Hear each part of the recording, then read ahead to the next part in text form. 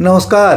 कहानी कलश में आपका हार्दिक अभिनंदन है। और आज मैं सुरेंद्र नाथ मल्होत्रा जी की इस पुस्तक से जो संपादित है डॉक्टर मनोज तिवारी द्वारा, इससे कहानी की मौत कहानी लेकर उपस्थित हुआ हूँ। कहानी बहुत ही रोमांचक और संवेदनशील कहानी है। इस कहानी को जरूर सुनिए। आइए कहानी सुनते हैं। कहानी की मौत। कहानी की मौत। आइए सुनिए। वह प्रायः मुझसे कहा करता, सुरेंद्र जी, आप जो कुछ लिखते हैं कोरी कल्पना है। आप आदर्शों की दुनिया सजाते हैं जिसका यथार्थ में कहीं अस्तित्व नहीं है। यह सब प्रपंच है, एक रंगीन आवरण। उसके हृदय पर जमी निराशा की धूल को कुरेद डालने के मेरे सभी प्रयास विफल रहे।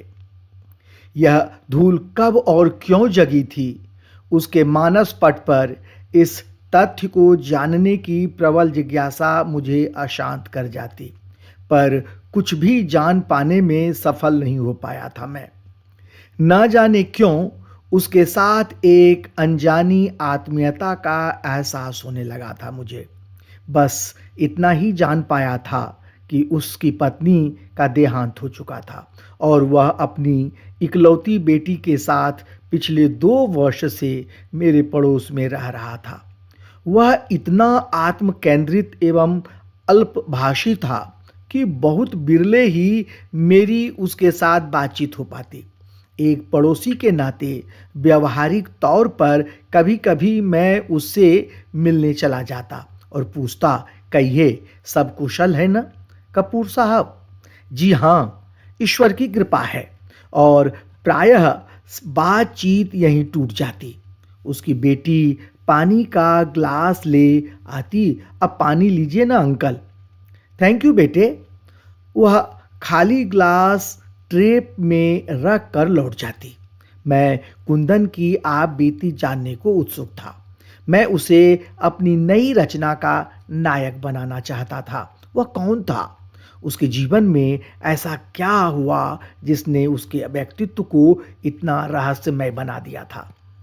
ऐसे अनेक प्रश्न थे जिनका उत्तर पाने को आतुर था मैं, पर कभी साहस न जुटा पाया कि उससे ऐसा कोई प्रश्न कर सकूं। कई बार तो वह चारपाई ही पकड़ लेता, बहकी बहकी सी बातें करने लगता। ऐसे अवसरों पर मैं ज़्यादा समय तक उसके पास बैठा रहता और उसका साहस बढ़ाने के बहाने उसके मन में पड़ी गांठों को खोलने का यत्न करता। ऐसे ही एक दिन मैं उसे अपनी बातों में लगाए रखने की कोशिश कर रहा था तो उसने पूछा, कहिए सुरेंद्र जी, आज कल क्या लिख रहे हैं? लिखना क्या है, मूड ही नहीं बनता। चाहता हूं जीवन की किसी कटु सच्चाई पर लिखूं। काल्पनिक कहानियों में प्रेम और प्रणय, श्रृंगार और यौन भरा रहता है। मुझे नहीं भाती। ऐसे विषय मनोरंजन तो करते हैं, परंतु इन पर लिखने के लिए फूलों का भाव तकिया चाहिए। अपने पास तो बैठने के लिए और सोने के लिए कठोर धरती है। कुछ ऐसा लिखना चाहता हूं जो जिंदगी की वास्तविकता को प्रतिबिंबित करे। तब ठीक है, एक कहानी मुझ पर ही लिख डालिए।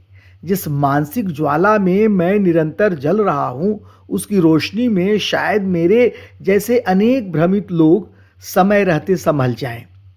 अभी तो मैं सोना चाहूंगा। कल आइएगा, मैं आपको अपनी आप बीती सुनाऊंगा, तब लिखिएगा। और दूसरे दिन सूर्य उगते ही मोहल्ले में कोहराम मच गया। कुंदन की बेटी का चित्कार दूर तक सुनाई दे रहा था। मैं भागा भागा उनके घर पहुंचा तो देखा मेरी नई कहानी की मौत हो चुकी थी। कुंदन अपने बिस्तर पर निर्जीव पड़ा था।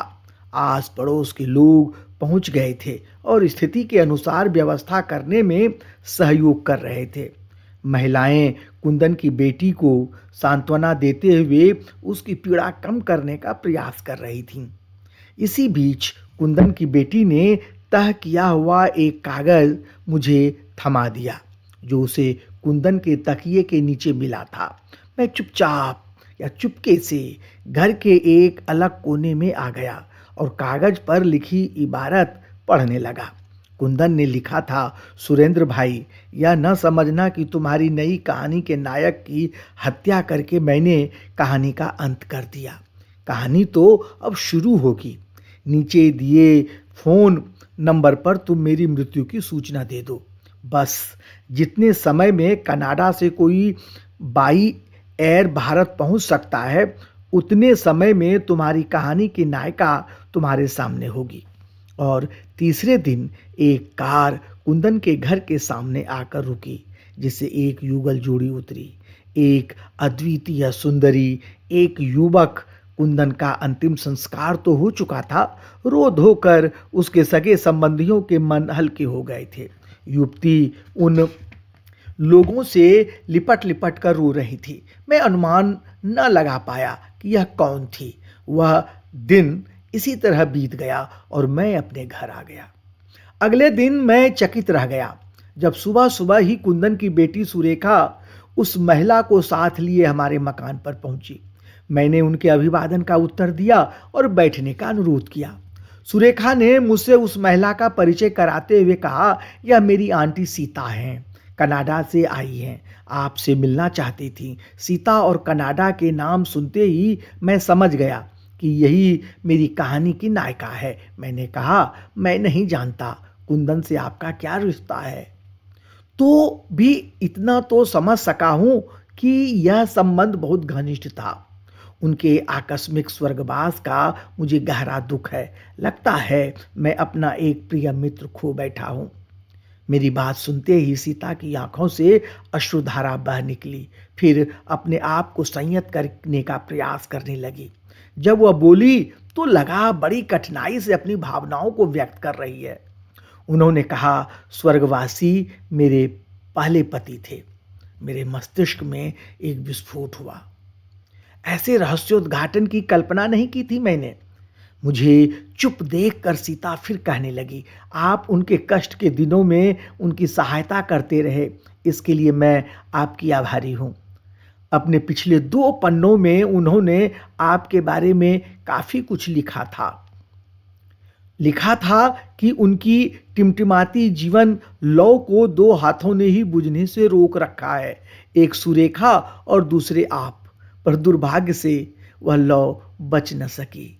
वह फिर रोने लगी। अपने प्रति कुंदन के उद्गार सुनकर मेरा हृदय भी टीस से भर उठा। सीता ने अपनी कहानी यूं आरंभ की, 11 वर्ष पूर्व मेरा विवाह कुंदन के साथ हुआ था। मैं एक मध्यम वर्ग के परिवार से संबंध रखती थी और कुंदन का परिवार काफी संपन्न था। मेरे माता पिता मुझे इतना समृद्ध ससुराल मिल जाने पर बहुत प्रसन्न थे। मैं भी अपने उज्जवल भविष्य की कल्पना करके रोमांचित थी।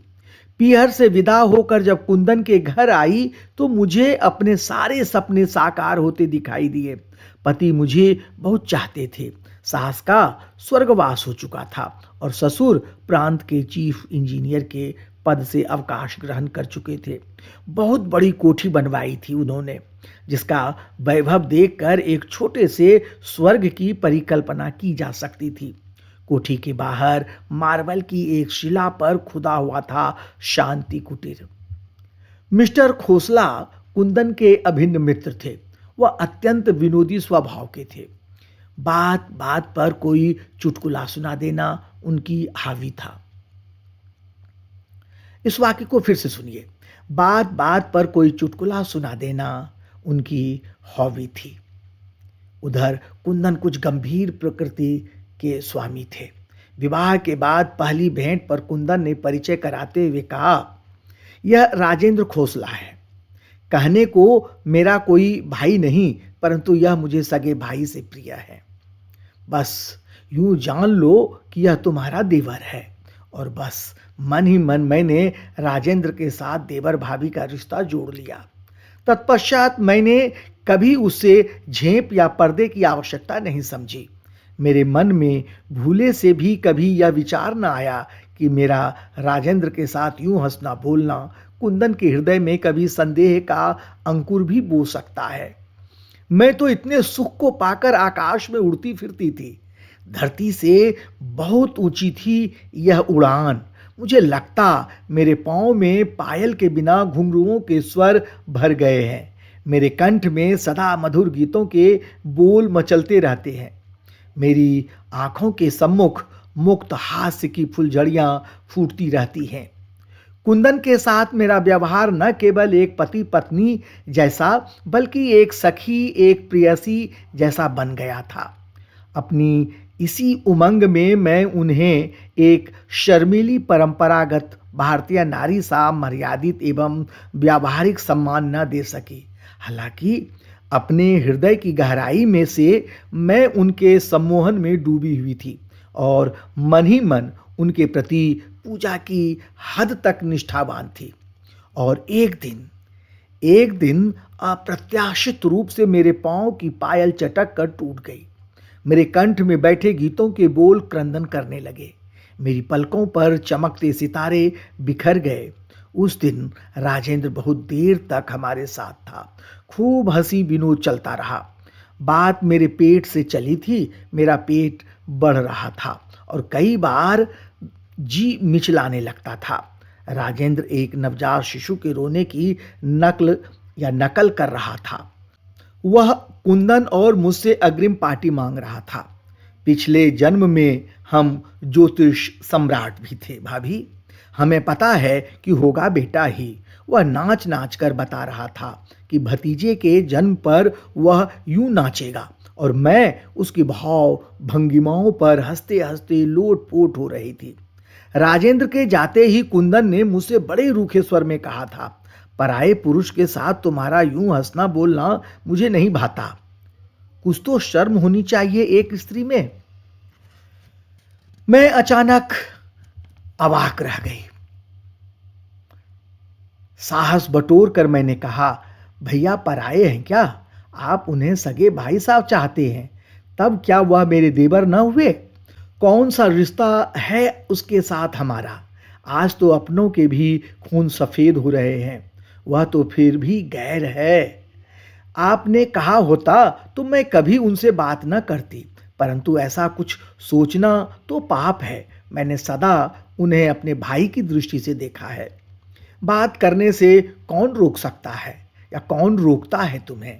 पर यूं बात बात पर हंसी मजाक और छिछोरापन मुझे पसंद नहीं।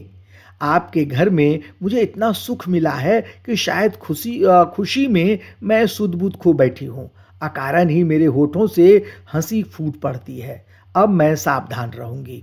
और उस दिन से मैं अपने कमरे तथा रसोई घर तक सिमट गई।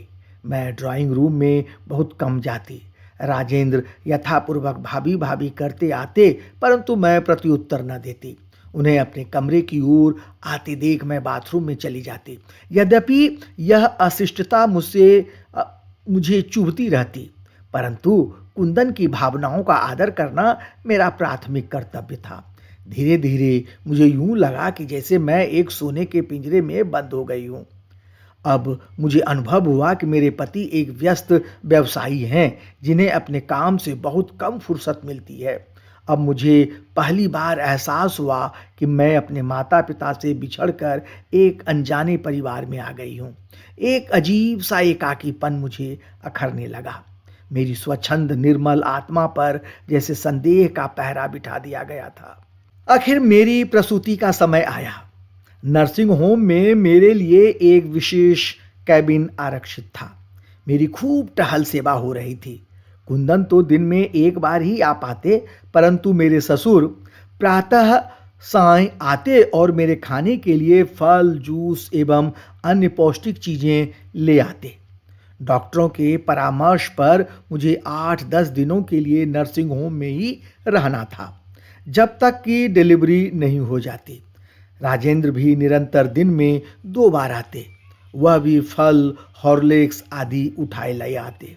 मैं उन्हें कह देना चाहती थी कि वह अस्पताल न आया करें, परंतु उनके भ्रातृत्व भाव एवं वात्सल्य को देखते हुए मैं ऐसा न कर पाती। मैंने एक बेटी को जन्म दिया। उस समय कुंदन मेरे पास नहीं थे। राजेंद्र यह समाचार पाकर बहुत खुश हुए और तुरंत अपनी कार में बैठकर कुंदन को बधाई देने चल दिए।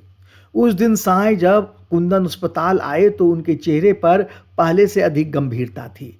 लेश मात्र भी हर्ष का कोई चिन्ह नहीं था। मैंने पूछा, बेटी के जन्म से प्रसन्न नहीं है आप?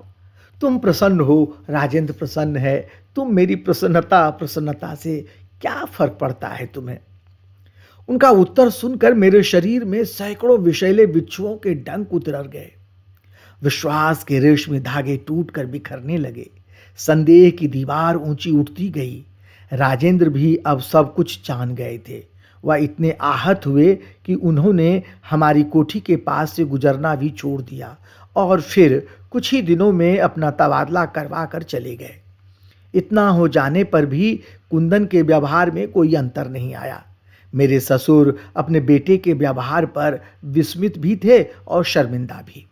वह उन्हें अपने पास बिठाकर समझाने का प्रयास करते, परंतु कुंदन मौन धारण किए हुए पिता की बातें सुन लेते, परंतु कोई प्रतिक्रिया नहीं देते।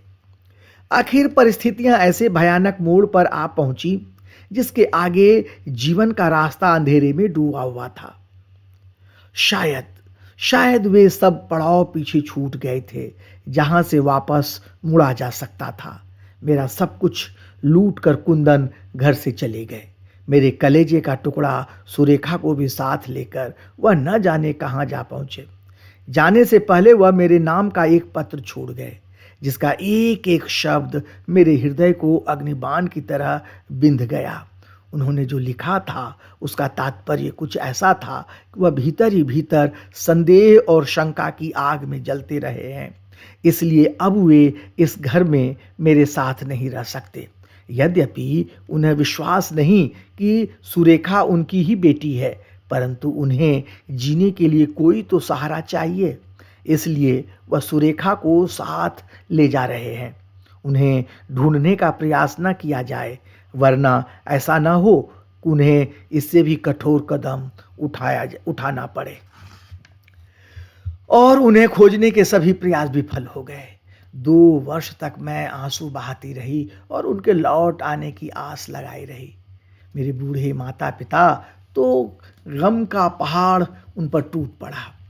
अब मैं उन्हीं के पास रहने लगी थी।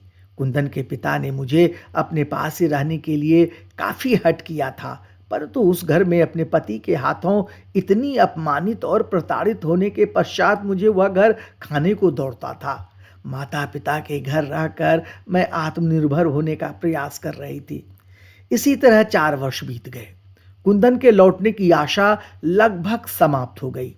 तभी एक दिन राजेंद्र बड़ी प्रसन्न मुद्रा में आए और बोले, बहन, दुनिया में शैतान भी है और देवता भी। मुझे तो पहले ही विश्वास था कि मेरा यार मेरी बात नहीं टालेगा। तुम्हारे दुख का समय अब समाप्त हो गया बहना। राजेंद्र काफ़ी समय से अब मुझे भाभी की बजाय बहन ही बुलाता था और मुझसे राखी भी बंधवाता था। यह क्या कह रहे हो भैया? क्या कुंदन और सहसा कुछ तनाव में आ गया राजेंद्र। भूली नहीं हो अभी तक कुंदन को, पर अब भूलना होगा। देखो सीता, मेरी बात को ध्यान से सुनो। मैंने जो कुछ सोचा और किया है तुम्हारे आने वाले जीवन को उज्जवल बनाने के लिए किया है। आखिर कब तक इस एकाकी जीवन से लड़ती रहोगी? बूढ़े माता पिता को कब तक अपनी परेशानियों की चक्की में पीसती रहोगी? कनाडा में मेरे एक मित्र रहते हैं, रामनाथ। कनाडा सरकार के टेलीविज़न व कार्यक्रमों के डायरेक्टर हैं। मैं कुछ समय से उनके साथ तुम्हारे बारे में बातचीत करता रहा हूँ। मैंने कुछ भी छुपाया नहीं, उन्हें सब कुछ सच सच बता दिया है। तुम्हें याद है, राखी के दिन अनुरोध पूर्वक तुम्हारा चित्र खींचा था मैंने, नेट पर उसे उन्हीं तक पहुंचाया था। आज उनका ईमेल आया है, फ़ोन पर भी बातचीत हुई है। वह न केवल तुम्हारे साथ विवाह करने को तैयार हैं, बल्कि बहुत उत्सुक भी हैं। और मुझे सब कुछ घूमता सा दिखाई देने लगा। मैंने ऐसे किसी प्रस्ताव की कल्पना ही नहीं की थी। यह तुम क्या कह रहे हो भैया? दूसरा विवाह? यह कैसे सोचा तुमने? परंतु विजय राजेंद्र की ही हुई। उसने अपने तर्कों से मुझे और मेरे माता पिता को सहमत कर लिया और अंत में विवाह की तिथि निश्चित हो गई।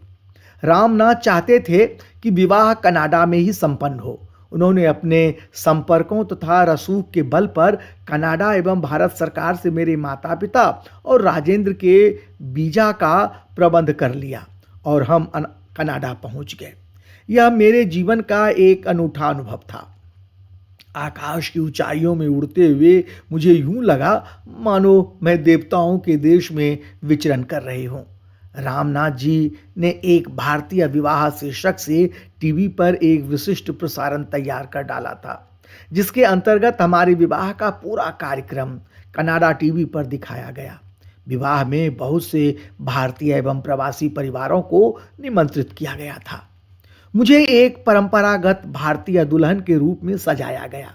वैदिक रीतियों से विवाह संपन्न हुआ और भाई के नाते राजेंद्र ने मुझे अपने हाथों का सहारा देकर फेरे करवाए।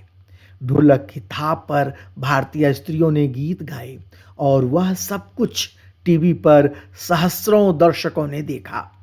रामनाथ को पति के रूप में पाकर मुझे लगा जैसे मैंने एक नया जन्म लिया है। प्रथम